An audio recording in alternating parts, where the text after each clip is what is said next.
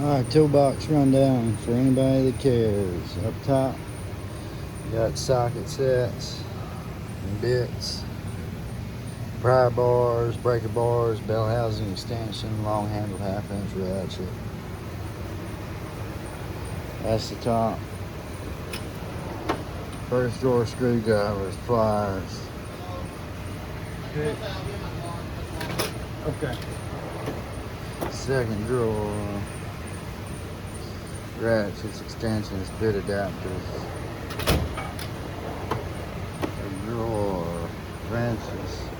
That one's kind of my free space right now. Another drawer, wrenches, metric standard.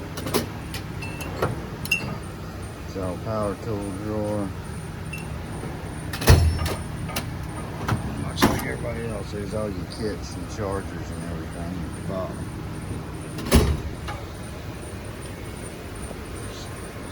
That's pretty much it. Just a 6 drawer snap-on roll cart.